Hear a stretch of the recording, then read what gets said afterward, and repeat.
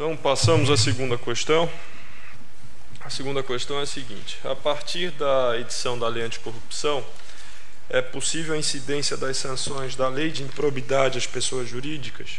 Ou seja, uma pessoa jurídica que, por exemplo, contrata com a administração pública, ela está sujeita a ser penalizada pela Lei Anticorrupção e também pela Lei de Improbidade Administrativa, por esses dois conjuntos de sanções. Como compatibilizar a Lei Anticorrupção com a Lei de Improbidade e a Lei de Licitação Pública, buscando evitar o bis in idem? Ou seja, o sujeito contrata com a administração pública e comete algum ilícito, ele sofre uma multa em razão da 8666/93, ele pode ser processado por improbidade administrativa e sofrer uma multa em sede de improbidade administrativa e, eventualmente, na Lei Anticorrupção também sofrer uma multa ainda mais pesada na Lei Anticorrupção. Ele vai sofrer 3 multas em razão do mesmo ato. Isso é possível de acordo com o nosso Estado de Direito? Como compatibilizar esses sistemas jurídicos diferentes? Agora, então, como a Lei Anticorrupção trata da pessoa jurídica, o regime jurídico que será aplicado à pessoa jurídica será da Lei Anticorrupção e exclui os demais, ou eles devem ser conciliados e aplicados concorrentemente? De novo, o enfoque é evitar o bis in idem. Como é que se compatibiliza isso? Se é possível ou não? Eu vou trocar a ordem agora, vou começar com a outra ponta. Então, Rodrigo, 5 minutos.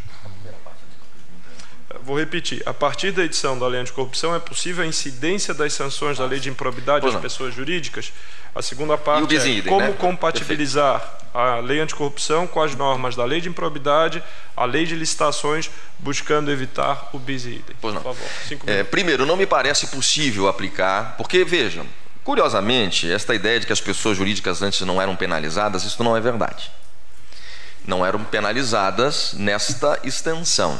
Mas, comumente, as pessoas jurídicas, até por decisão do STJ, já constavam como litisconsortes nas ações de improbidade. Claro que nem todas as penas da ação de improbidade eram incidíveis à pessoa jurídica, mas o ressarcimento do dano, sem dúvida. Então, esta ideia aí que nunca a empresa pela primeira vez está sendo que sempre nunca se puniu as empresas, não é verdade. As ações de improbidade já faziam a punição, sim, das empresas. Pois bem, qual é a novidade? É que esta lei é uma lei posterior.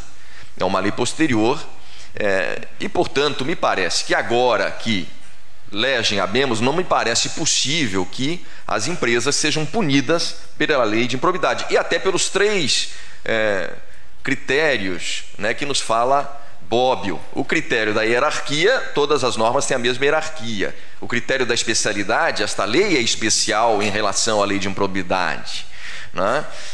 Enfim, então e mais, além dela ser especial, é uma lei mais nova, que é o terceiro critério, no tempo, cronologicamente mais nova. Então me parece não ser mais possível, a partir da edição desta lei, que efetivamente as empresas possam ser punidas pela ação de improbidade. Eu só espero que o Ministério Público venha a concordar comigo, porque eu não duvido que o Ministério Público continue nesta ideia do bis in idem, agora entro na questão do bis in idem, a também mover as ações de improbidade, que eu aliás acho que vai ser casadinha a coisa, né? Nós vamos ter a ação de improbidade e junto já a ação com base, que é também regrada pela lei da ação civil pública, a lei com base na lei anticorrupção, a 12.846. Esta eu acho que vai ser agora o conjunto, o bem casado, que vai ser, quando houver o escândalo, qualquer irregularidade seja colocado, isso será o que vai efetivamente ocorrer. Mas não me parece possível. Quanto ao bis in idem, só para fechar esse ponto, realmente nós estamos vivendo uma situação bastante complicada. O nosso ordenamento veda a ideia do bis in idem, ou seja, que uma pessoa possa ser sancionada mais de uma vez por um mesmo comportamento. Eu não acho lógico alguém querer punir, impor um valor de indenização à pessoa jurídica na ação de improbidade, que penso não é mais possível, mas isso é uma opinião, vamos ver o que os tribunais dirão. E ao mesmo tempo querer cobrar o mesmo dano com base na lei anticorrupção. É algo completamente equivocado. E creio até que nesse ponto eu confio no judiciário plenamente. Não confio muito, confesso, quanto à constitucionalidade, quanto a aplicar esta lei a ferro e fogo. Acho que ele vai querer fazer isso. Mas nesse ponto eu creio que o judiciário vai tentar um pouco que abrandar um pouco as coisas, professor Jó. Doutor Samuel, as previsões do doutor Rodrigo em relação à interpretação do Ministério Público, será que estão corretas ou não, e há bis e idem, não há, como é que se compatibiliza essas coisas? Doutor Samuel, a palavra está com o senhor. O doutor Rodrigo, o doutor Joel, ele brilhantemente ele acertou na previsão, mas errou no diagnóstico. Porque, prezados, na nossa percepção, claro, né, doutor Rodrigo, a lei anticorrupção não afasta de forma alguma a aplicação da lei de improbidade às empresas. Pelo contrário, os diplomas, a nosso sentido, são complementares, né? Em primeiro lugar, a lei anticorrupção ela não introduz um sistema exclusivo e exaustivo de punição das pessoas jurídicas. Ela, inclusive, ressalta que a aplicação dos seus dispositivos não afasta a aplicação da lei de improbidade, no que toca à responsabilização dos envolvidos naquela conduta ilícita, sejam eles pessoas naturais ou pessoas jurídicas, né?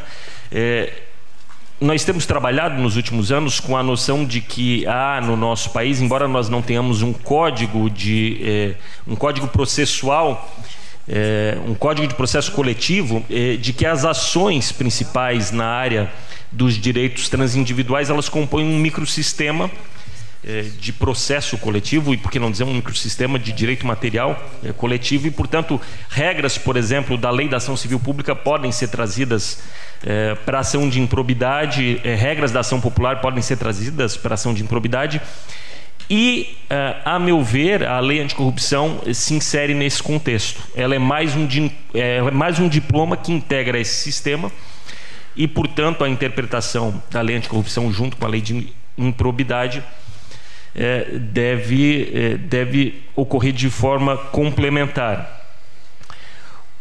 Essa é a grande questão, na verdade, doutor Joel, se essas sanções elas poderão ser postuladas de forma concomitante e quiçá em uma única ação, né?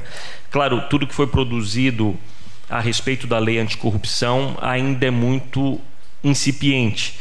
Eu, particularmente, eu não vejo qualquer contradição ou qualquer óbice no nosso sistema que nós possamos veicular em uma mesma ação, até porque o legitimado é o mesmo, o Ministério Público, junto com os entes políticos lesados pelo ato ilícito, pedidos referentes à aplicação das sanções da lei de improbidade com pedidos referentes à aplicação das sanções da lei anticorrupção. Não vejo qualquer contradição nisso, até porque a causa de pedir o ato ilícito é o mesmo. Eu noto que a pergunta, a indagação, ela foca muito, ela expressa muita preocupação com as sanções judiciais, quando, e aí sim, esse é uma novidade muito marcante da nova lei. O que ela traz no nosso sistema é a possibilidade de responsabilização administrativa a ser aplicada no âmbito dos entes administrativos, prefeituras, Estado, União, e talvez isso demandasse uma indagação maior a respeito de como isso pode ser operacionalizado, quando nós sabemos, as nossas prefeituras, particularmente com as quais nós temos uma vivência mais próxima, tem uma dificuldade muito grande no tocante ao processo administrativo, que inclusive é um tema que será debatido aqui hoje à tarde. Mas em relação à acumulação das sanções e a possibilidade de aplicação concomitante da lei de improbidade com a lei anticorrupção, eu não vejo qualquer óbice, e a jurisprudência vai sedimentar o entendimento se isso poderá ser veiculado em apenas uma ação ou se serão necessárias duas demandas. Então, Marcelo, o sujeito contrata com a administração pública, ele pode ser punido por multa contratual, às vezes prevista em 20% do valor do contrato. Pode ser punido com a multa da improbidade administrativa, que chega a algumas vezes o valor do débito imputado, que, portanto, pode ultrapassar o valor do contrato. E pode ser punido pelo mesmo fato, pela multa prevista na lei anticorrupção, que pode chegar até 20% do faturamento. O que vai sobrar? Bom, doutor Joel, em primeiro lugar, eu gostaria de fazer uma consideração. Essa lei ela tem um nítido viés ideológico. Por que eu digo um nítido viés ideológico? É porque essa lei parte do pressuposto de que quem contrata com o poder público é corrupto. Por que eu digo isso? Porque vejam que coisa sem sentido.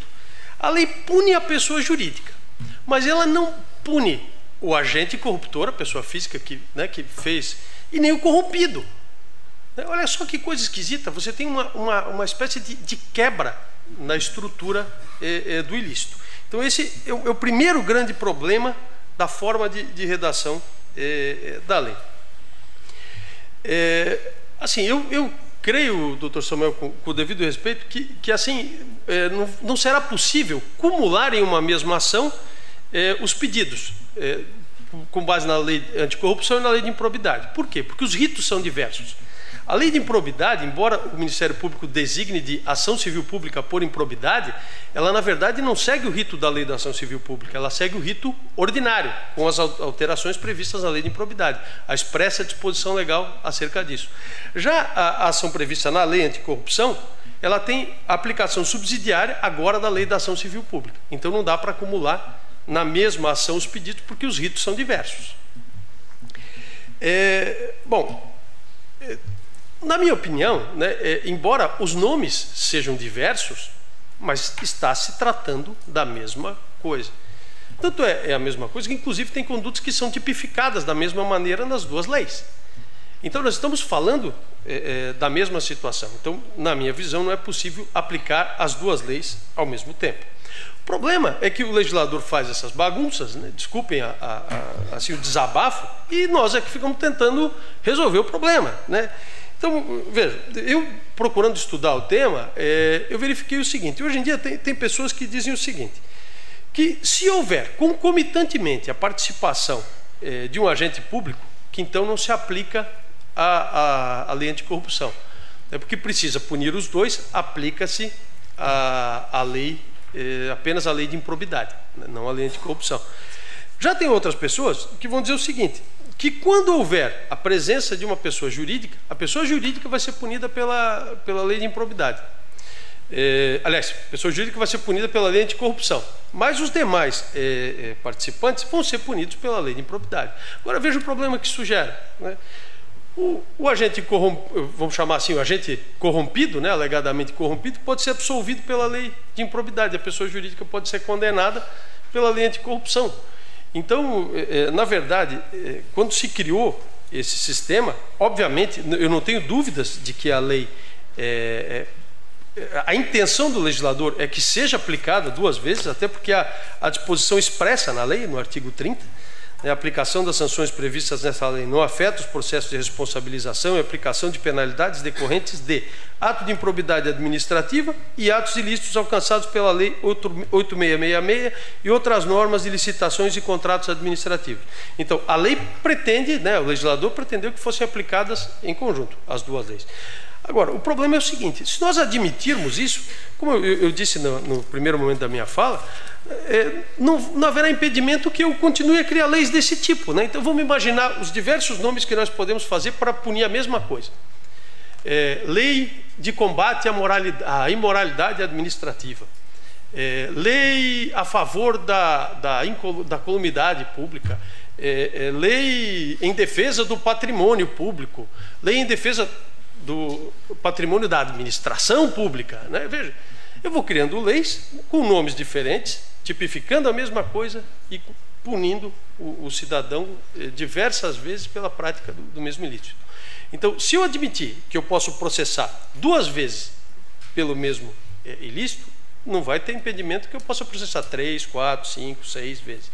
Então, eu creio que esse é até um problema muito maior do que a simples propositura de duas ações em conjunto. Obrigado. Luiz Manuel, de acordo com o Marcelo, é uma bagunça legislativa aqui. Tem bagunça mesmo? Como é que se concilia e arruma essa bagunça, essa suposta bagunça? Bom, com todo respeito ao meu amigo Marcelo, mas me parece que essa prospecção de quantas leis poderiam vir e quantos nomes poderiam vir não podem servir de argumento a invalidar a aplicação das leis em vigor no seu exame de constitucionalidade. Então, partindo do pressuposto de uma matriz constitucional de responsabilidade, que é um fascismo, que é o fascismo da ética pública, da moralidade, do princípio republicano, me parece que não há como compreender um regime subsidiário entre essas leis, a lei de improbidade administrativa e a lei anticorrupção. Elas não são subsidiárias, até porque na lei de improbidade administrativa o particular só pode ser punido se em conluio com o agente público. É o artigo 3º da Lei de Improbidade Administrativa. Não é possível mover a Lei de Improbidade Administrativa só contra uma empresa particular. Eu preciso ter o agente público envolvido e apenas em conluio, artigo 3º, que existe a possibilidade do particular também ser envolvido. Então já tem um espectro de atuação que é um espectro importante. Lógico, alguém poderia dizer, mas como pode haver corrupção sem da outra parte ter a pessoa que se corrompe? Mas apesar do batismo da lei, o espectro dela é bem amplo. O artigo 5º, por exemplo, inciso 1, diz que é ato lesivo de administração pública oferecer vantagem devida. Então, no oferecimento da vantagem devida, eu não tenho a improbidade por parte do agente público, não teria a lei de improbidade administrativa aplicada à empresa particular que oferece uma situação de corrupção, mas eu posso agora, pela lei anticorrupção, responsabilizá-lo. Por isso, me parece que a tendência deve ser a ideia de reconhecer em uma só ação a apuração de todas essas situações, tal como falou o Dr. Samuel. Isso é importante para que possamos perceber que, se não fosse assim, ações separadas, já pela conexão, as ações teriam que ser reunidas. Então, não haveria sentido. Nós temos que reunir por um instrumento, que é um instrumento comum, que é o instrumento do processo, o processo pelo seu rito ordinário, ação civil pública, tanto se apura a improbidade, quanto se apura o que é previsto na lei anticorrupção. Lógico que na aplicação das sanções é preciso ter a cautela de se considerar em cada caso concreto qual a ponderação que justifica uma justa medida para a aplicação das sanções, a ponto sim de dizer tais e quais sanções não são adequadas para o caso concreto. Mas isso, tal como na lei de improbidade administrativa foi previsto em mudança posterior da lei, que as sanções poderiam ser aplicadas isoladas ou cumulativamente, também essa lei de pronto já diz isso, as sanções são aplicadas isoladas ou cumulativamente. Quando pensamos em situação abstrata, como por exemplo a dissolução de sociedade, aí sim pode parecer que a lei vem com viés ideológico ou um viés fascista. Mas o que a lei prevê são situações hipotéticas que a análise de cada caso concreto é que vai dimensionar a justa medida de aplicação. Sem dúvida nenhuma, a dissolução não é para aquele que contratou incorretamente com a administração pública, aí não tem nem responsabilidade. A dissolução, por exemplo, eu tomo essa pena mais grave, diz respeito àquelas empresas que são criadas necessariamente para fraudar. E vamos ser claros, aqui pelos escândalos numerosos do Brasil, isso não é pouca situação que acontece. Empresas que não estão se desviando das suas práticas comuns para uma contratação irregular. São empresas criadas simplesmente para a prática de corrupção. São essas situações que, de fato, vão levar a essas aplicações mais severas da lei. O que me parece que é muito importante, e aqui a gente tem que lembrar o seguinte a respeito desse aspecto, é que, apesar de uma certa indeterminação, uma certa insegurança que a lei possa passar inicialmente, tal como a lei de improbidade também passou a respeito do seu espectro de aplicação, nós temos que considerar que ainda melhor que seja assim, do que tipos muito cerrados que podem levar a injustiças por uma subsunção formal clássica. Isso significa que uma insegurança em abstrato leva a uma promoção concreta da justiça, considerado cada caso concreto, cada situação que se apresenta, a ponto de chegar para dizer, como foi a pergunta do Dr. Joel desde o início, multas aplicadas em outras instâncias podem levar sim a uma conclusão razoável e justa de que ali a multa não tem que ser aplicada. Agora, isso não significa que outras não sejam adequadas. Pode-se chegar a uma situação onde, apesar de tal ou qual multa, a ideia de publicidade extraordinária seria uma pena exagerada e essa pena não tem que ser aplicada. Então, o fato de, hipoteticamente, as penas serem previstas não significa que, concretamente, elas devem se realizar. Muito obrigado. De acordo com a nossa programação, nós temos agora um tempo que é livre para o debate, para comentários gerais sobre essa questão. Entretanto, nós atrasamos um pouco o início, e sob pena de comprometer o próximo painel, eu vou fazer o seguinte, eu vou passar a terceira questão, e ao final dessa terceira questão, daí nós abrimos para as considerações gerais e agrupamos a segunda e a terceira, as considerações gerais em conjunto, ok? Então, a terceira questão ela é mais objetiva, ela não é tão longa, ela é mais direta. A terceira questão, ela trata do acordo de leniência, né, que é previsto na lei anticorrupção, que é alguma coisa muito próxima do que vem sendo noticiado na imprensa a toda hora, nesse caso da Petrobras, da delação premiada. Algo muito novo no Brasil, né, nós começamos a conviver com isso agora, E nesse caso da Petrobras é que isso vem à tona. Enfim, há muitas dúvidas como vai se proceder em relação a isso, quais os procedimentos, quais os métodos.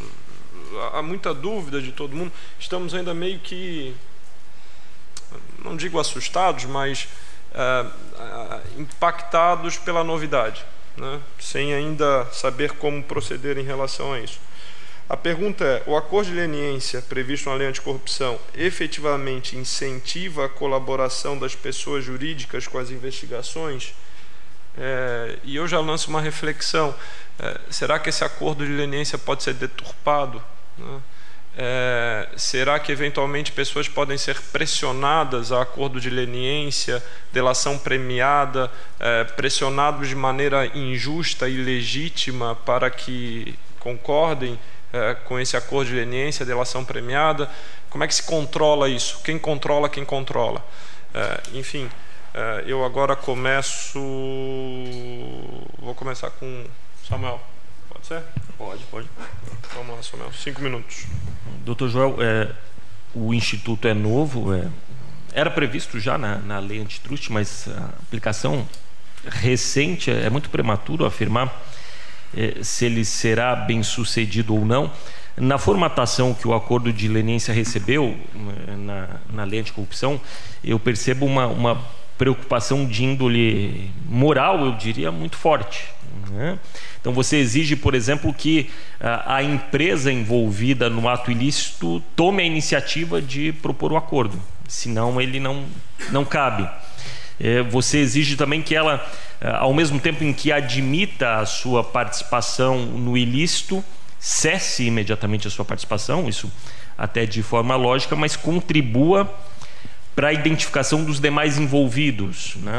Um tipo de cláusula de garantia de eficácia do acordo, o que me faz imaginar, doutor Joel, nesse quesito, uma cláusula bastante pertinente, porque isso de alguma maneira incentivará empresas a colaborarem com investigações que atinjam, que versem sobre ações praticadas por ex-diretores, por ex-funcionários, né?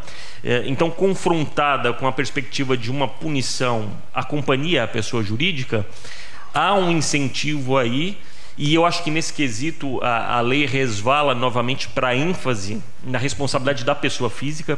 Quando a lei trata de identificação dos envolvidos, aí, doutor Rodrigo, claro, envolvidos também pessoas jurídicas, mas vejo aqui especialmente pessoas físicas. De alguma maneira a empresa é confrontada com essa opção, né? Ou você não colabora e corre o risco de uma punição mais intensa, ou você colabora, é levada a entregar, digamos assim, os seus atuais ou ex-colaboradores que incorreram no ilícito, e aí tem a oportunidade de uma reprimenda mais branda. Isso pode ser usado para algum tipo de chantagem? Pode sim. Nesse sentido, a possibilidade do acordo é preocupante e é inovadora no nosso sistema, não é da nossa tradição. Como é preocupante também este poder conferido às administrações no que toca à imposição de algumas sanções muito severas, né? Foi uma preocupação verbalizada em alguns eventos promovidos por entidades de classe empresariais, no sentido de que a lei anticorrupção, ao atribuir poderes excessivos à administração, pode acabar gerando mais corrupção, né?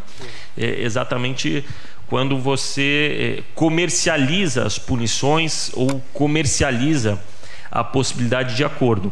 Eu não poderia deixar de destacar que o acordo de leniência só pode ser celebrado pela administração, né? Ele não pode ser celebrado, ele escapa a sua celebração a qualquer controle judicial, escapa ao acompanhamento do Ministério Público, e seria muito negativo, doutor Joel, se a partir da celebração de alguns acordos isso descambasse para o debate judicial a respeito da validade desses pactos, com questionamento veiculado pelo Ministério Público, ou digamos um acordo firmado por uma administração municipal que é questionado pelo sucessor, pela administração seguinte, em caso de mudança do grupo político. Então, Eu acho que ele está bem formatado na lei, à medida em que ele se encontra, mas eu não vejo com muito otimismo a sua aplicação, ao menos nos primeiros anos. A delação premiada, que já era prevista no nosso ordenamento já há mais de uma década, aí, pela primeira vez agora, nesse caso da Petrobras, parece que se consolida num evento de expressão. Talvez o acordo de leniência passe por esse período sabático aí também. Doutor Rodrigo, será que a administração pública está preparada para conduzir um acordo de leniência? Será positivo? Não? Não creio que esteja preparada para conduzir um acordo desse, até porque as leis municipais vão ter que elencar quais são as autoridades que poderão, efetivamente conduzir isto de modo adequado nos municípios. Precisa de uma regulamentação também essa questão do acordo de leniência, especialmente no âmbito municipal. Mas mais do que isso, eu penso que esse acordo de leniência, que eu chamo até de acordo de penitência, o sujeito tem que realmente penitenciar-se e esperar eventualmente alguma benesse, Por que digo isso? Diferentemente por exemplo, o acordo de leniência que existe na lei antitruste, que é a lei 12.529, ele exime a responsabilidade das pessoas naturais a partir do acordo de leniência. Mas a lei anticorrupção não prevê esta possibilidade. Então começa a não ser de todo outra. A indenização também não vai eximir a multa, que reduz lá 2/3. Então o que está se oferecendo, o que a lei oferece para promover o acordo, é muito pouco, diante das graves consequências que a empresa tem que assumir logo de pronto para tentar fazê-lo. Para que as senhoras e os senhores tenham uma ideia, são exigidos no artigo 16, parágrafo 1º, incisos, os seguintes requisitos para o acordo de leniência. Primeiro, que a pessoa jurídica seja a primeira a se manifestar. Ou seja, ela tem que... inclusive nos Estados Unidos existe uma expressão ring the bell, tocar o sino. É uma expressão usada para dizer aqui exatamente a mesma coisa. Ou seja, ela é a primeira a dizer: opa, sou culpado, minha culpa, minha máxima culpa. Depois, ela tem que cessar o envolvimento na infração. Perfeito, isso aí não tem observação a fazer. Depois, que a pessoa jurídica admita, veja só, é um requisito para o acordo de leniência, que ela admita sua participação no ilícito. E é uma coisa curiosa, que lá no parágrafo 7º diz assim: não importará em reconhecimento da prática do ilícito investigado a proposta de acordo de leniência rejeitado. Quer dizer, primeiro ela diz que fez. Ela diz: minha culpa, minha máxima culpa, ajoelha-se diante da administração pública. Depois, caso não dê certo o acordo de leniência, o que ela vai fazer? Opa, desculpe, eu não quis dizer aquilo lá que era minha culpa no começo. Então, um dispositivo até completamente contraditório com os objetivos de um acordo de leniência, que deveria ter seguido o melhor exemplo da lei antitruste, como falei há pouco. Um outro ponto assim que me parece muito importante, e tem a ver com a pergunta do professor Joel, se vai haver uma pressão. Eu não tenho dúvida que o que vai colar mesmo nos municípios, tanto para aplicação de sanções administrativas, pelos municípios especialmente, quanto para a celebração de eventuais acordos de leniência, são as administrações posteriores com relação às administrações anteriores. Esse problema, sim, vai ser algo que vai fomentar, porque imagina, aquela empresa que era muito chegada no sentido de amizade, com os meus opositores, essa aí fez uma licitação lá, eu vou dar um jeito, essa empresa aí é corrupta, vamos acabar com essa gente aqui que estraga a minha alegria no município. Então, isso aí é altamente preocupante. Nós não vamos ter, creio, eu sou muito pessimista quanto à seriedade destes acordos. Já é difícil fazer esses acordos sob a condução do eminente Ministério Público. Imagine então, pelos 5.600 e poucos municípios pelo país. Eu, particularmente, eu não sei, professor Gel, se essa nossa fala já tem que encerrar também ao mesmo tempo. Ainda não? Tá. Então eu falo depois a outra observação. Obrigado. Luiz Manuel. O acordo de leniência então é positivo, é negativo, e nós falamos aqui, foi mencionado, talvez sem ser uma maior introdução, do acordo de leniência que existe também na lei antitruste. Falamos en passant também sobre delação premiada. Eu acho que seria interessante, se possível, pontuar essas figuras, essas hipóteses, alguma diferença. E será que era possível um acordo só que englobasse tudo? Porque são coisas muito próximas. Como compatibilizar esses regimes jurídicos e enfim. Por favor. Me parece que, como toda novidade, sempre há a dificuldade em se enfrentar às situações que podem ser apresentadas.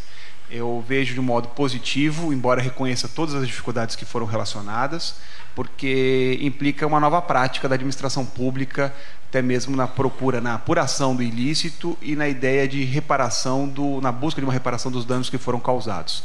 Então, existem os riscos de desvios, lógico que existem, de pessoas serem indevidamente coagidas a reconhecerem certas responsabilidades, administrações sucessivas, que é um ponto destacado aqui pelo Dr. Rodrigo, é um dos principais problemas que eu vejo na prática da administração pública, releituras feitas não em razão do interesse público, mas justamente como em busca de um crédito político e um demérito do antigo administrador público. Então, existem dificuldades que vão ser enfrentadas, mas isso não me parece suficiente para dizer que a administração deva manter a sua postura unilateral, a sua postura que não permite o diálogo, inclusive com aquele que é envolvido no ilícito.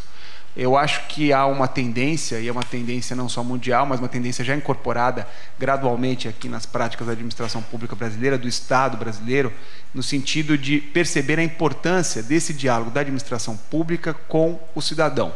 Seja ele o cidadão honesto, íntegro, seja um cidadão que tenha cometido uma determinada infração, porque ele não deixa de ser cidadão por conta disso. Então, a possibilidade de se estipular um diálogo onde haja, na avaliação do próprio cidadão infrator, uma situação que lhe favoreça, me parece fundamental para que reconheçamos a necessidade de enfrentarmos este novo desafio. Lógico que, diante dessa dialética, o que é tratado nesse acordo pode, sim, me parece, abranger um espectro maior e servir, sim, a outros instrumentos. Esse diálogo é fundamental, ele tem que ser reconhecido, embora a própria disciplina da lei ela tenha alguns pontos que precisam ser criticados e nós precisamos ter cuidado em relação à sua aplicação. Um deles também o Dr. Rodrigo realçou aqui muito bem, que é o parágrafo 1º e 3º, em contraposição ao 7º. Parágrafo 1º e 3º põe como condição que a pessoa jurídica admita sua participação no ilícito, ao passo que o 7º não importará em reconhecimento da prática do ato ilícito investigado a proposta de acordo de leniência rejeitada. Mas entre a contradição literal, que levaria à inconstitucionalidade do instituto, e, mais uma vez, uma ideia de interpretação conforme, que permita a realização dos valores constitucionais, eu fico com a segunda opção, para reconhecer que, se eu tenho a presunção de inocência na Constituição Federal, o que eu posso fazer de leitura dessas confrontações literais esquizofrênicas que eventualmente o Instituto tenha incorporado, é justamente na ideia de que a participação, de fato, não significa reconhecimento de qualquer envolvimento no ilícito.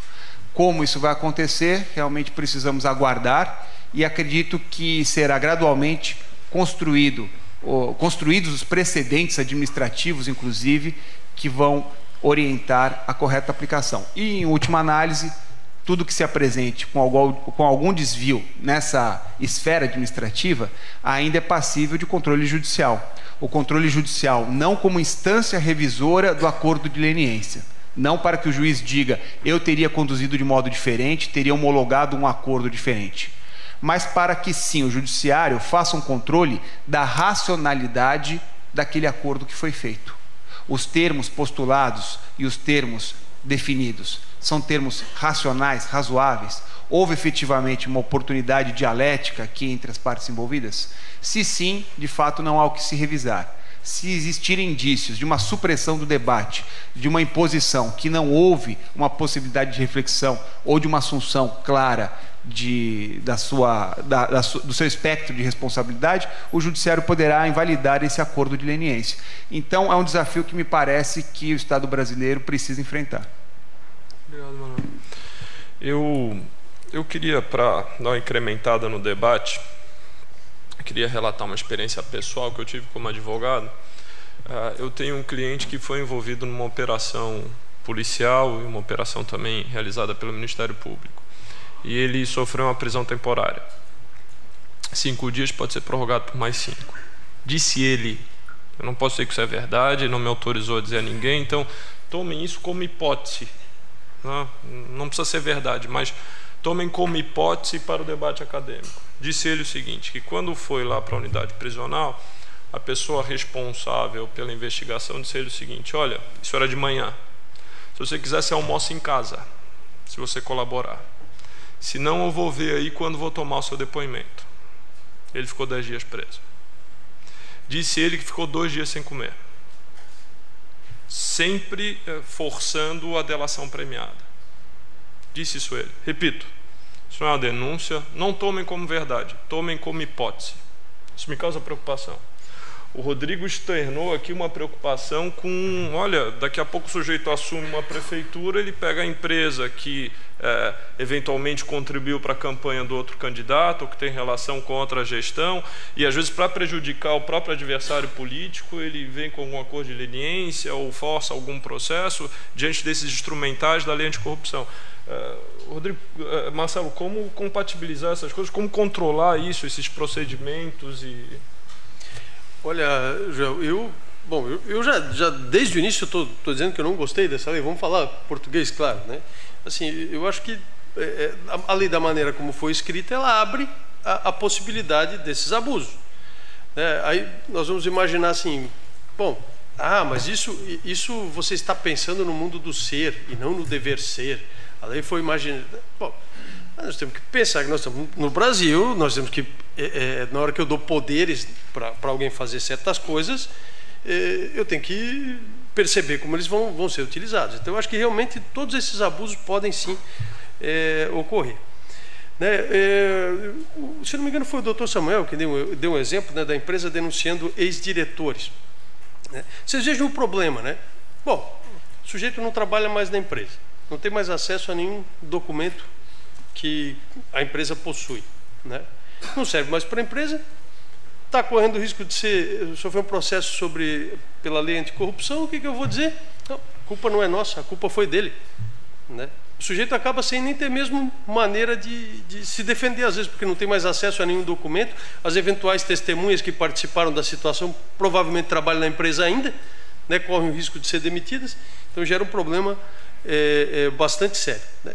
Eu, pessoalmente, não vou recomendar a celebração desse acordo para nenhum cliente, né? Por que eu não vou recomendar o acordo conforme previsto na lei anticorrupção? Por que isso? Porque, assim, como nós vimos aqui, existe uma tendência, né, tanto do Judiciário quanto do Ministério Público, né, de dizer que você pode admitir processar pela lei anticorrupção e pela lei de improbidade. Então, se eu faço o acordo para a lei anticorrupção, eu automaticamente, em diversas hipóteses, vou estar condenado para a lei de improbidade, pois a lei exige que eu admita a minha culpa. Então, esse é o primeiro problema. O segundo problema é o seguinte, é que a própria lei, no parágrafo 2º do artigo 16, tá? Ela prevê o seguinte: ela não prevê a isenção de todas as penas previstas na lei anticorrupção, né? Os incisos 1º, 2º e 3º do artigo 19 não são abrangidos pela lei, que são perdimento da vantagem auferida, suspensão ou interdição e até dissolução compulsória da empresa. Então, eventualmente, eu estou até correndo o risco, na hora de eu admitir a minha culpa, de acordo com a acusação, de posteriormente, olha só, o sujeito admitiu a culpa, então, com base na mesma lei, nós vamos dissolver a empresa, né? Esse é o segundo problema. Terceiro problema, ele não abrange outras leis, exceto a lei de licitações, que está expressamente prevista. Então, delitos da lei de licitações podem ser objetos da transação. Quarto problema, ele não salvaguarda as pessoas físicas.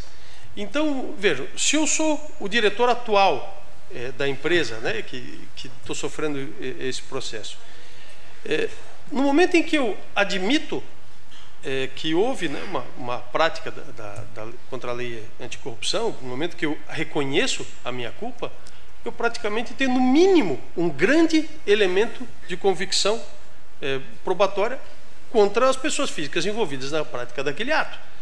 Então, isso vai ser utilizado possivelmente no processo criminal, isso vai ser usado na lei de improbidade administrativa. E o último aspecto que eu gostaria de observar a esse respeito é o seguinte, é que essa questão acerca da exigência da confissão, né? Eu espero que, conforme o Dr. Luiz Manuel mencionou, que isso seja dado uma interpretação conforme, porque o direito de não produzir prova contra si mesmo é assegurado pela Constituição, né, no artigo 5º. É isso, doutor João. Bom, Marcelo, muito obrigado. Então agora nós temos 10 minutos para as considerações finais dos nossos debatedores. Já adianto, acho que o debate foi muito proveitoso, há aqui um confronto claro de ideias. Luiz Manuel e o Samuel defendendo uma posição mais favorável, uma interpretação mais positiva em relação à lei anticorrupção. O Rodrigo Marcelo uma concepção mais negativa e mais crítica em relação à lei anticorrupção. Quem sabe chegamos ao meio termo.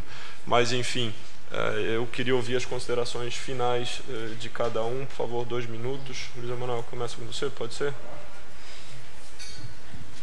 Bom, minhas palavras finais são de otimismo em relação à lei, na ideia de que a indeterminação de seus conceitos, ela deve ser compreendida de uma forma positiva, porque ela, de fato, remete à análise do caso concreto, aquela ideia de aplicação da justa medida, da equanimidade no reconhecimento dos fatos que são apresentados. Entendo que há uma matriz constitucional dessa responsabilidade objetiva e que, de modo algum, ela veio para tornar o particular um segurador universal, mas sim que ele seja responsabilizado sempre que ele se vincule com a administração pública fora do espectro de competência possível da própria administração pública. Então, quando a administração pública estabeleceu o vínculo com o particular fora de uma moldura razoável, racional, é fora desta moldura que nós temos a aplicação dessa lei anticorrupção. E as penas que são previstas, elas podem sim ser aplicadas junto com a lei de improbidade, não há um regime subsidiário, mas elas devem sim, como o Dr. Joel tem destacado aí a sua preocupação em todas as suas falas, deve haver uma ponderação a respeito dessas penas que se apresentam para que, em casos concretos, muitas delas sejam colocadas de lado e não aplicadas em seu mínimo, mas colocadas de lado porque já há o sancionamento suficiente em outras esferas. Sabemos que o Brasil adotou a noção jurídica de independência das instâncias, mas isso não significa que a independência é absoluta, cada universo à parte. As instâncias administrativa, judicial e de responsabilidade civil, elas se comunicam, e nessa comunicação é que nós podemos ter penas subtraídas e sua aplicação por uma aplicação já suficiente em outra esfera que atuou primeiro e deu a retribuição adequada. Então são palavras de otimismo na ideia de percebermos nessa mudança da língua dos direitos na nossa Constituição a valorização que se dá ao princípio republicano, ao regime democrático e à valorização da coisa pública. Marcelo. Bom, eu já deixei claro que a minha visão é de completo pessimismo em relação à aplicação dessa lei. A fala do professor Luiz Manuel, no entanto, me deu um certo otimismo. Otimismo em que sentido? Porque, como o professor Rodrigo Vargas disse, é muito provável que essa lei seja aclamada pelo Poder Judiciário. Mas, então, se for aclamada, eu espero que ela seja aclamada com a visão proposta pelo professor Luiz Manuel, que esse seria, pelo menos, né, o menor dos males. Mas, na verdade, as perguntas propostas aqui hoje, embora tenham sido muito interessantes, mas elas são apenas a ponta do iceberg. Há uma grande série de outras perguntas que essa lei suscita. Essa lei tem uma série de pontos duvidosos. Um deles, né, e que para mim também é muito claro, é o seguinte. Vocês vejam que essa lei criou uma possibilidade de aplicação de penalidades administrativas. Mas a União não tem competência para criar normas administrativas para estados e municípios. Estados e municípios têm autonomia para legislar acerca disso.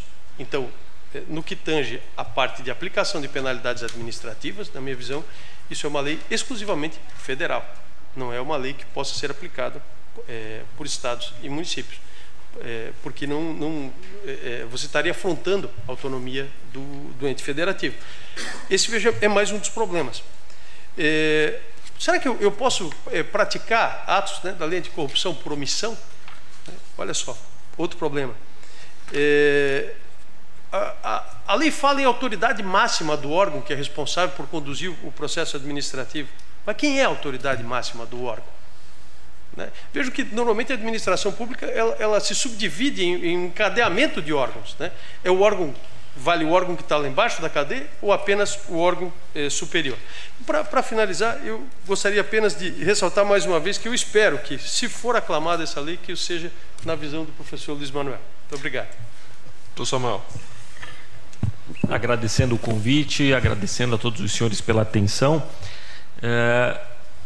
A aplicação da lei será sedimentada pela jurisprudência. Eu não concordo com a afirmação de que a lei anticorrupção veio preencher uma lacuna, porque, novamente, eu ressalto, essas práticas já eram alcançadas, já eram atingidas por outras esferas de responsabilização, mas ela veio efetivamente facilitar a punição daquele segmento que mais ganha com a corrupção, que é o segmento empresarial. Nós temos no nosso país uma sobreposição de esferas de responsabilização nos ilícitos administrativos, não porque o nosso legislador gosta de produzir normas, mas porque nós temos uma história pautada pela corrupção, pautada pelo patrimonialismo. Nós não temos punições rigorosas para a corrupção por um acaso. Isso é fruto da nossa história e da nossa necessidade nesta área e da nossa necessidade de evolução como sociedade, como nação. Quando da promulgação da nossa Constituição, o Ulisses Guimarães disse num discurso muito breve que o primeiro dever do homem público é não roubar, não deixar roubar e colocar na cadeia aqueles que roubam. E eu fico imaginando, doutor Joel, que outro país do mundo teve uma sessão de promulgação da sua Constituição com uma frase tão contundente, né? Mas que bem revela qual é o nosso problema hoje, como nação, efetivamente. Por isso que a lei anticorrupção, ela protege um bem constitucional e ela não é autoritária, ela não é fascista. Autoritárias são iniciativas que tolhem os pequenos avanços que nós temos na área do combate à corrupção. Essencialmente autoritária era, por exemplo, a proposta de emenda constitucional 37, a PEC 37, que dava um golpe fatal nas investigações do Ministério Público e atingia, por consequência, a autonomia do judiciário, e que infelizmente foi apoiada por instituições com uma história admirável no nosso país, como, por exemplo, a OAB, através do seu Conselho Federal, numa página bastante triste, eu imagino, na história dessa instituição tão respeitada. De início, senhores, a principal repercussão da lei anticorrupção não é na esfera judicial, mas é na esfera administrativa, a partir de 3 deveres, 3 obrigações que, desde logo, se impõem ao administrador público e que estão na lei anticorrupção. Primeiro, já estavam antes no nosso sistema, mas agora de forma mais explícita.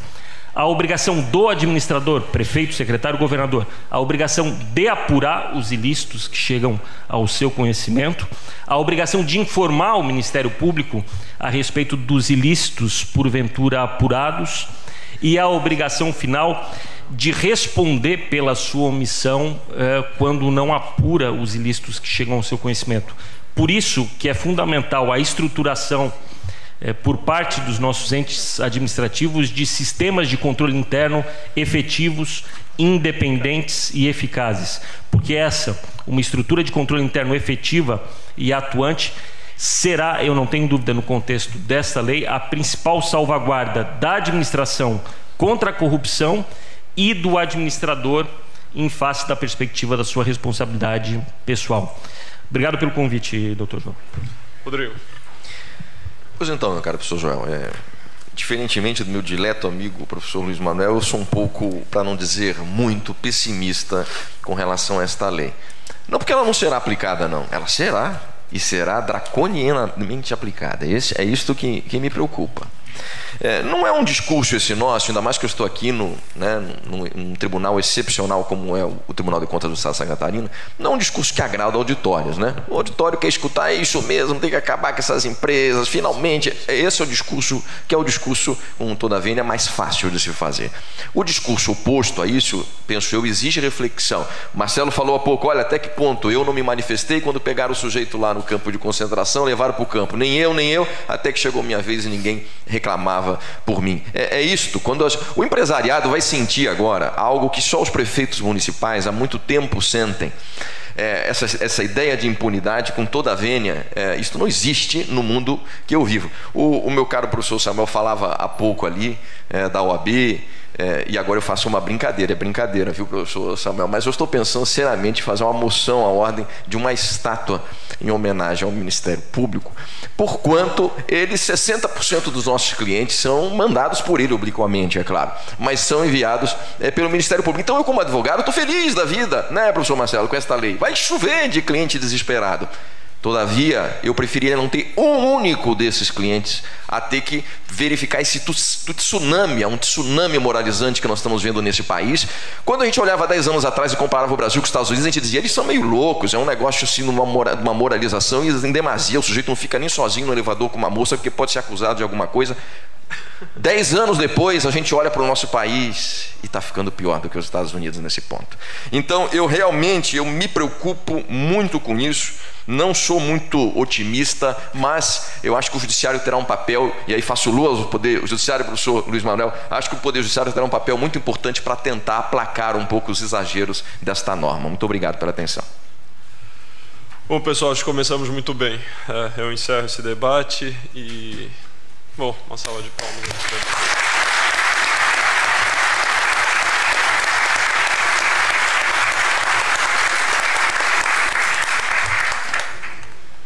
Temos uns brindes aqui para o... Estão... Com certeza. Gostei muito da sua.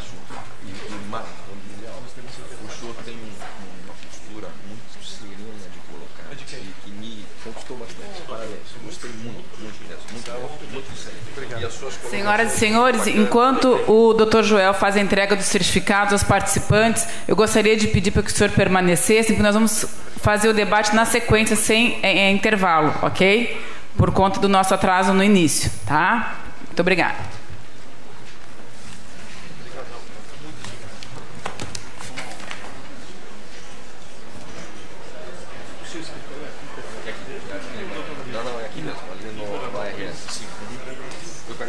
Valeu, né? Foi bacana o debate. Gostei muito das posturas todas aí assumidas, muito legal. Já vou convidar, então, para agilizar o nosso trabalho, doutor Joel, já vou convidar para mediar, para presidir os trabalhos do painel sobre processo administrativo, o doutor Alexandre Manir Figueiredo Sarquis. Tá.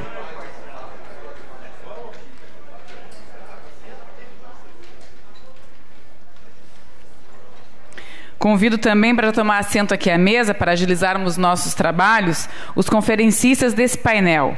O doutor Eurico Bittencourt Neto.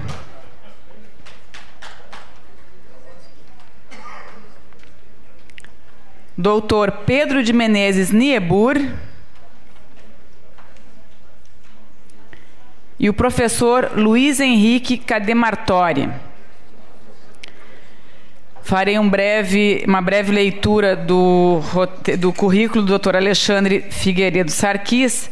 Ele é administrador público formado pela UDESC, que é a Universidade do Estado de Santa Catarina, engenheiro formado pela Universidade Federal, mestre em Ciência Econômica pela UNB, a Universidade de Brasília.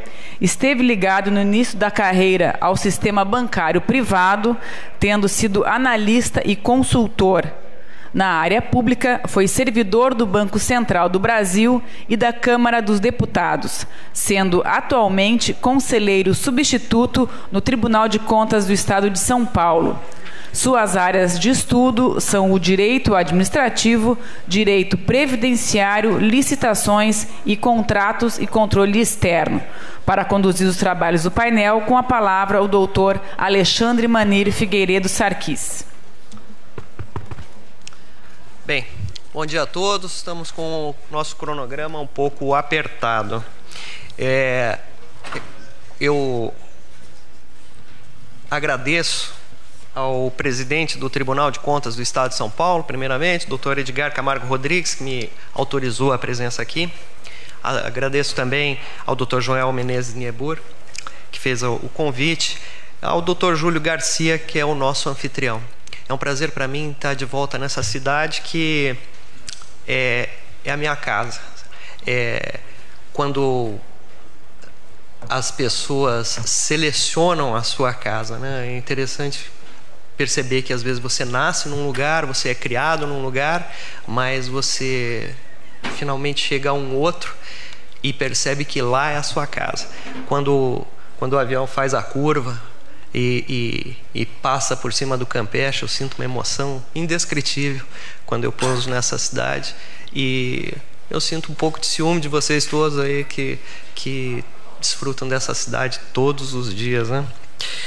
Bem, e é um prazer também estar falando aqui sobre o processo administrativo, que é um patinho feio no conjunto do direito adjetivo brasileiro. Os nossos escaninhos mentais, né? O ministro Aires Brito uma vez falou, os nossos escaninhos mentais não permitem que a gente conheça as nuances do processo administrativo, simplesmente porque ele é uma conduta, um procedimento manejado em lugar diverso do legislativo e diverso do judiciário, então tudo vira numa tonalidade cinza e a gente fica sem estudá-lo tanto quanto a gente deveria. E essa cognição sumária do processo administrativo causa as mais diversas perplexidades. Eu vou citar só duas, só para fomentar aqui o início dos trabalhos. O processo de julgamento de contas do gestor municipal, ele é bipartido. Então, parte é conduzida no Tribunal de Contas, que oferece um parecer prévio, e esse parecer é levado à Câmara de Vereadores ou à Assembleia Legislativa. E lá é dado o julgamento. Pois bem, esse julgamento, qual a forma que ele deve assumir? Geralmente é a de um decreto legislativo. Pois bem, se é um decreto legislativo, pode vir uma nova iniciativa no ano subsequente e revogá-lo.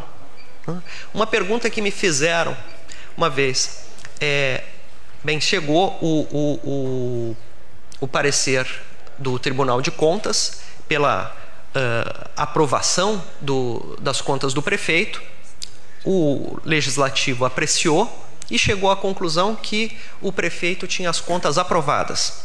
No ano subsequente, virou a legislatura e os edis resolveram fazer um novo decreto legislativo, revogando o anterior e dessa feita, considerando que as contas do prefeito anterior não estavam boas. Houve alguma incorreção aí? A gente fica tentado a dizer que sim, pois havia coisa julgada, né? Havia trânsito em julgado. Pois essa expressão ela se aplica ao processo administrativo? O próprio inquérito policial. O inquérito policial ele está sendo conduzido em órgão diverso do judiciário. Então, ele é processo administrativo, deveria se aplicar todos o contraditório, a ampla defesa nesse estágio. Então, aí dois detalhes que nos mostram a complexidade do chamado processo administrativo. Eu já tenho defendido várias vezes, e aqui eu tenho muito a agradecer ao professor Salomão Ribas Júnior, que foi o agraciado, o homenageado na noite de ontem. Ele me chamou para oferecer um parecer sobre a chamada lei processual dos tribunais de contas. E eu entendo perfeitamente que o processo de contas é uma espécie diferente. Ela se desprende do processo administrativo e deve ser tomada, deve ser entendida, vem a benefício da estabilidade das relações sociais, que seja considerada diferente e seja legislada diferente. Porque vocês sabem que desde 1988 a nossa Constituição Federal consagrou no artigo 5º que aos litigantes em processo administrativo são assegurados contraditório e ampla defesa. Ou seja, falar de processo administrativo, da correção do processo administrativo, é também falar de direitos humanos. E aqui a gente tem um painel muito interessante. Eu analisei os currículos dos colegas e as matérias dos colegas, estou bem satisfeito, vou fazer muitas anotações. Em primeiro lugar, vai falar o Dr. Eurico Bittencourt Neto. Espero ter o currículo do Dr. Eurico aqui. Sim. Graduado em Direito pela Universidade Federal de Minas Gerais, mestre em Direito Administrativo pela Universidade Federal de Minas Gerais, doutorando em Ciências Jurídico-Políticas pela Universidade de Lisboa. Ele vai falar sobre a prevenção e precaução aplicada ao direito administrativo. Na sequência, a gente vai ter a apresentação do Dr. Pedro de Menezes Niebuhr, que é doutorando em Direito pela Pontifícia Universidade Católica do Rio Grande do Sul, onde desenvolve pesquisa na área do direito administrativo e ambiental, mestre em Direito pela Universidade Federal de Santa Catarina, com pesquisa na área de concessões de serviço público, bacharel em Direito pela UFSC, professor universitário, membro nato do IDASC, membro da Câmara de Assuntos Técnicos Jurídicos do Conselho Estadual do Meio Ambiente e autor de livros: Parcerias Público-Privadas, O Princípio da Competitividade, Estudos Destacados de Direito Ambiental. Ele vai falar sobre a produção de prova no processo administrativo. E, por fim, a gente vai ouvir a palestra do Dr. Luiz Henrique Cadematori. É mestre em Filosofia do Direito e doutor em Direito Público pela Universidade Federal de Santa Catarina. Possui pós-doutorado em Filosofia do Direito pela Universidade de Granada, na Espanha. Professor dos cursos de graduação e mestre e doutor em Direito na Universidade Federal de Santa Catarina. Foi assessor especial do Centro de Controle de Constitucionalidade da Procuradoria-Geral de Justiça de Santa Catarina e consultor ad hoc do INEP. Autor de diversas obras jurídicas em direito público. A forma vai ser a seguinte: eu passo a palavra a cada um dos palestrantes. Eles falam, eu vou pedir que respeitem o prazo de 30 minutos para que a gente consiga ir almoçar com calma. Eu peço que o pessoal de apoio fique disponível para perguntas que eu prefiro preferencialmente escritas, para, se houver tempo, a gente faz uma série de perguntas.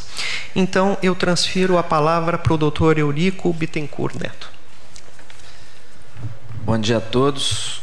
Muito obrigado, senhor presidente. Cumprimento de início os componentes dessa mesa e agradeço o convite para participar deste congresso aos meus amigos, professor Joel Niebuhr e professor Rodrigo Valgas.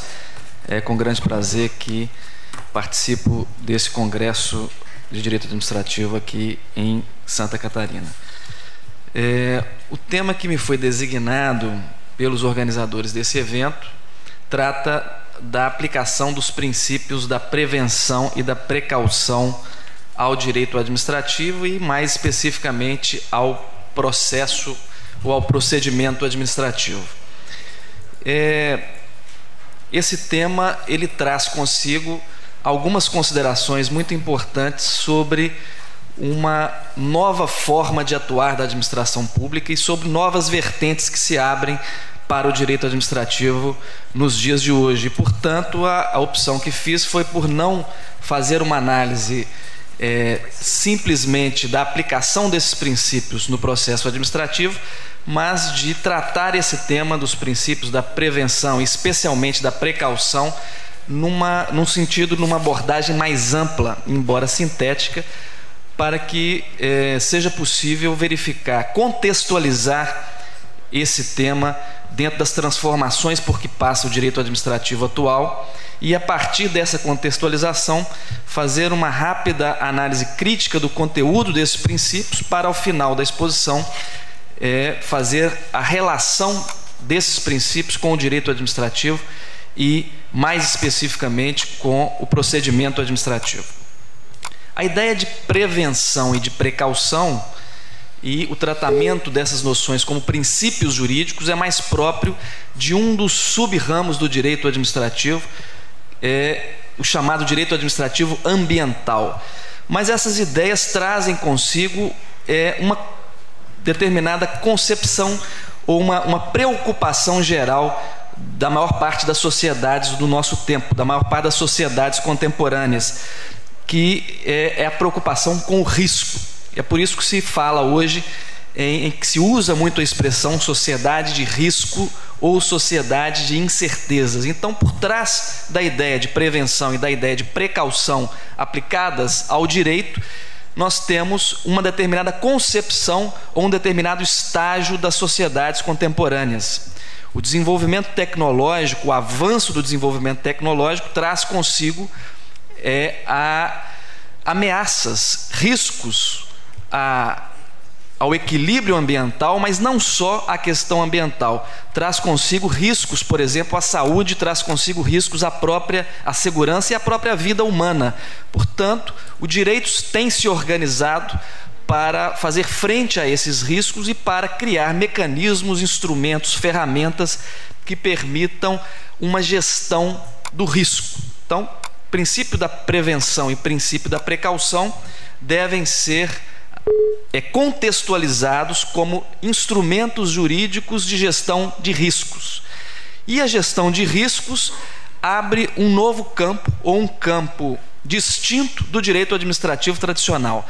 Traz uma forma diferente da administração pública de atuar nas suas relações com as atividades dos particulares e, portanto, pressupõe algumas transformações, pressupõe a criação de um novo instrumental, de um novo aparato de atuação também do direito administrativo.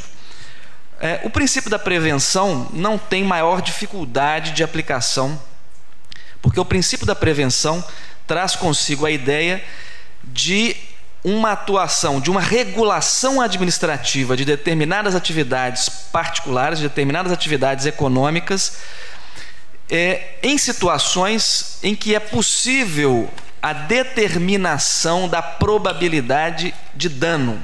Ou seja, o princípio da prevenção atua em situações em que o atual estágio do desenvolvimento científico permite quantificar o risco de dano.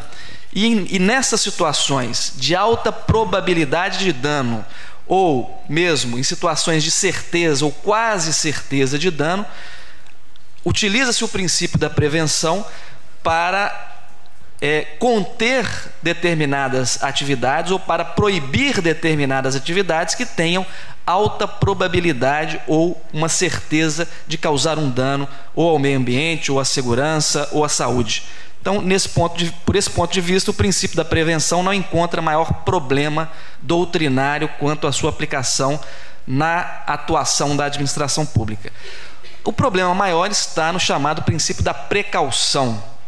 O princípio da precaução, ele diz respeito a uma intervenção da administração pública em situações em que não é possível quantificar a probabilidade de dano. Então, se diz em geral que o princípio da prevenção se aplica em situações em que se determina a probabilidade de dano, ou a certeza de dano, e o princípio da precaução se aplica em situações em que há mera possibilidade de dano.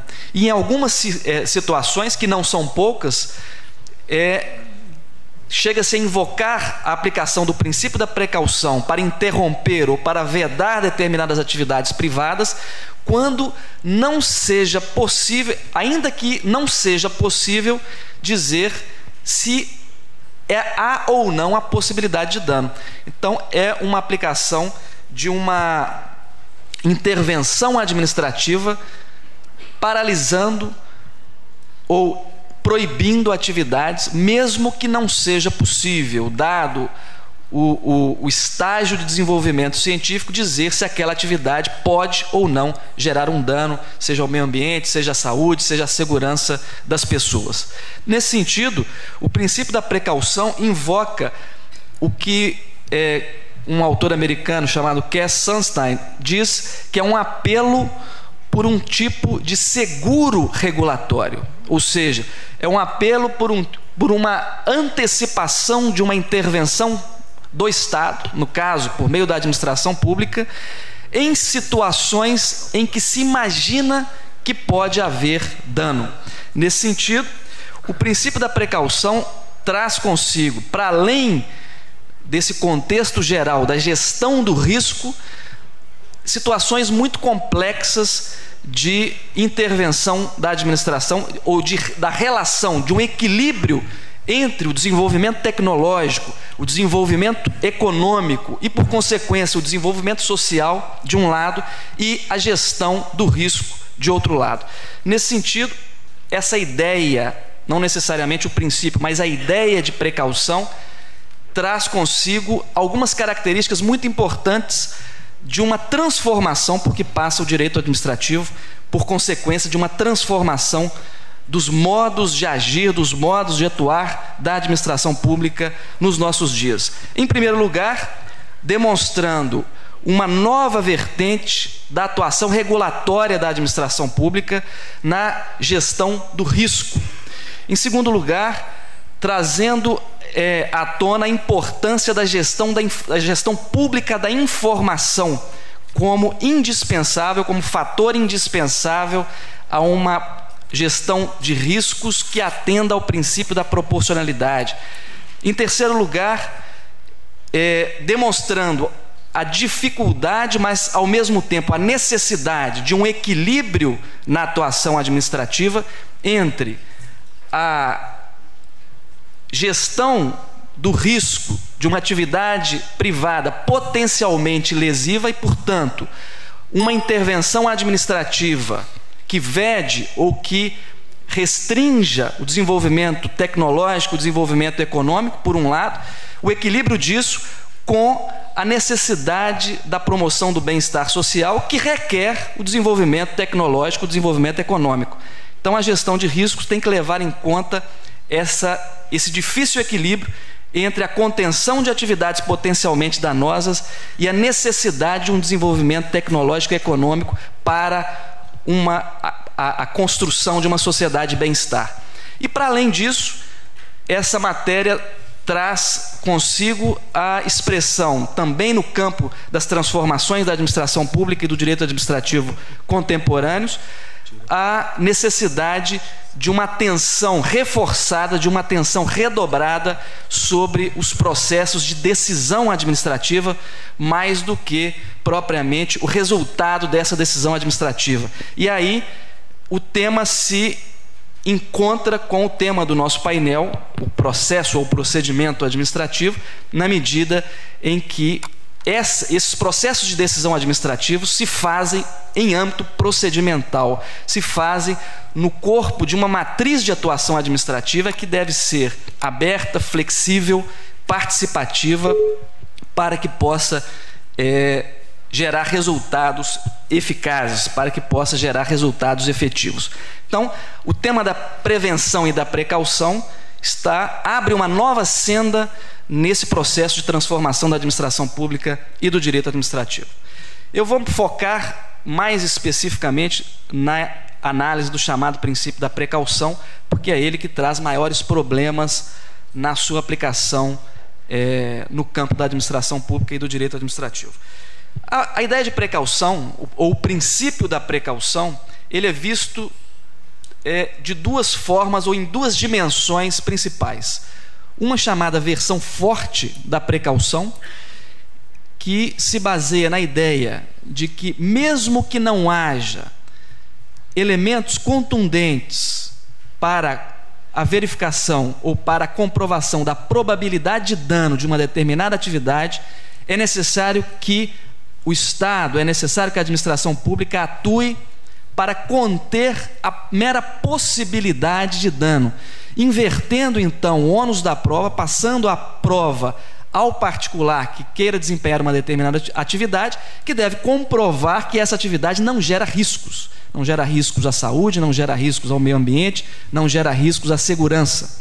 Portanto, essa versão forte do princípio da precaução parte da ideia de que, mesmo em situações em que não seja possível identificar uma possibilidade importante, relevante de dano, essa atividade deve sofrer uma contenção do poder público.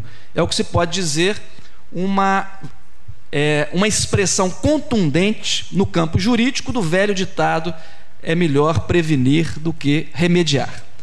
E há também uma versão chamada fraca do princípio da precaução, que admite diversas modulações, mas que, em linhas gerais, parte da ideia de que, mesmo na impossibilidade de se determinar a existência de riscos decorrente de risco de dano decorrente de uma determinada atividade, que isso não é suficiente, essa impossibilidade científica não é suficiente para impedir uma atuação regulatória da administração pública.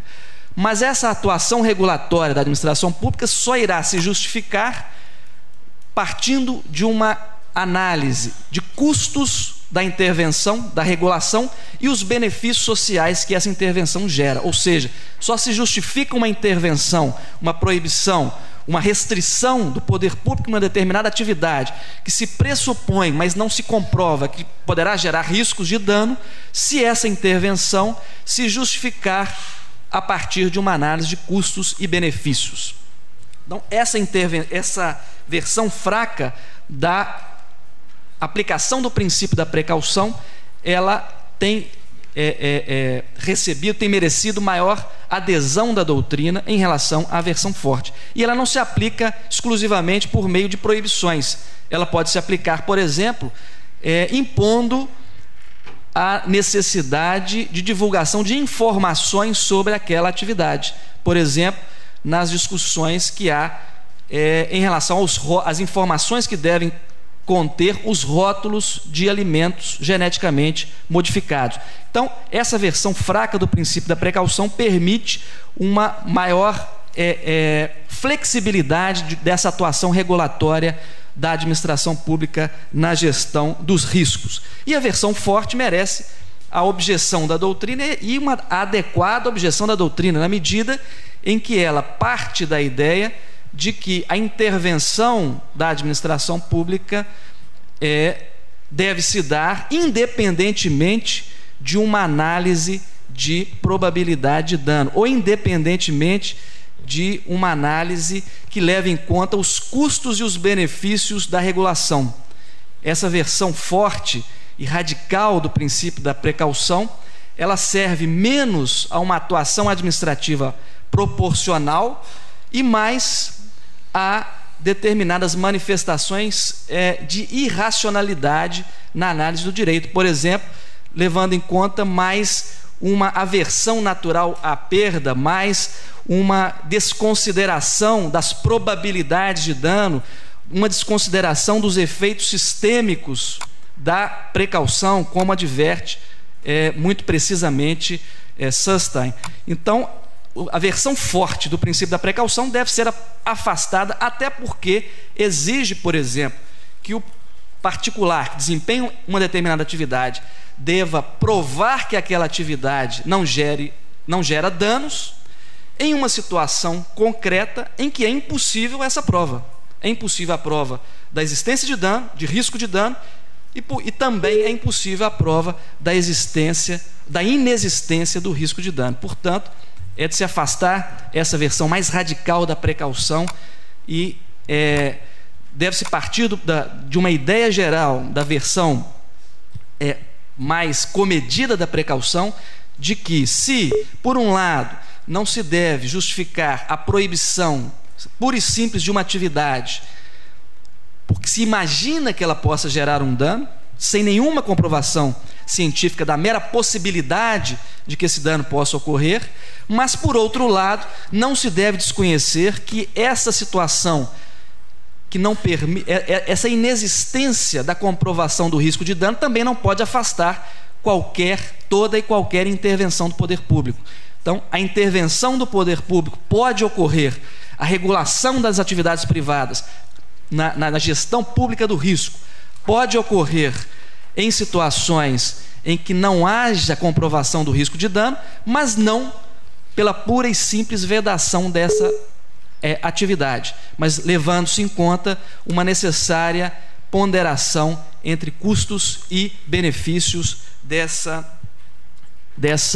intervenção do poder público. E, por fim, essa ideia de precaução, e só para registrar autores que não admitem um princípio da precaução, porque entendem que esse princípio não seria operativo no campo jurídico, apenas admite a ideia de precaução que deve ser utilizada pela administração pública por meio de uma ponderação de interesses públicos e privados em cada caso concreto.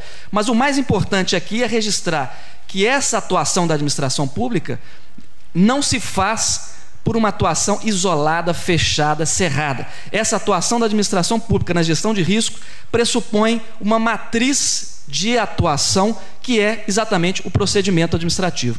E, por consequência, essa atuação que deve levar em conta informações de outros campos do conhecimento, que deve levar em conta uma adequada captação e processamento de informações relevantes, que deve levar em conta uma adequada ponderação de vários interesses públicos que às vezes são contraditórios no caso concreto e de interesses privados.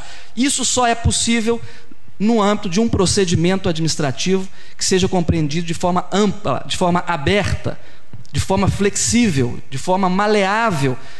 E me parece que o direito administrativo brasileiro, embora tenha desenvolvido muito a partir de 1988 o tema do processo ou do procedimento, como eu prefiro designar, administrativo, ainda continua em boa parte focado na análise do processo administrativo em que haja contraditório, do processo administrativo em que haja a possibilidade de aplicação de sanções, do processo administrativo adversativo, em que haja partes e que haja um determinado julgamento por parte da administração. E o procedimento administrativo é muito mais do que isso. Essa ideia restrita do processo administrativo, decorrente da aplicação do devido processo legal e do contraditório da ampla defesa, é uma decorrência de uma transposição, de uma compreensão mais própria do direito norte-americano em relação ao processo administrativo, que aplica garantias do processo judicial no âmbito administrativo, quando haja a possibilidade de aplicação de sanções. E me parece que a nossa tradição do direito administrativo material deve se voltar mais a uma concepção europeia continental, que vê o procedimento administrativo de forma mais ampla, não apenas quando esteja presente um particular em contraditório com a administração, mas principalmente para regular os procedimentos de atuação interna da administração. E a gestão de risco só é possível respeitando o princípio da proporcionalidade na sua tríplice dimensão, se tiver em conta um procedimento administrativo aberto, um procedimento administrativo participativo, um procedimento administrativo que tenha uma percepção mais ampla da atuação administrativa e não se restrinja ao chamado processo realizado em contraditório. Nesse sentido, a ideia de prevenção, de precaução e a ideia mais ampla da gestão de risco pela administração pública postula um desenvolvimento maior desse campo do direito administrativo, postula uma construção maior da dogmática do direito administrativo brasileiro para que ela possa dar as respostas necessárias a esse campo tão complexo de atuação da administração pública e, em última análise, para que permita que o direito administrativo brasileiro continue cada vez mais servindo melhor à vida. Muito obrigado.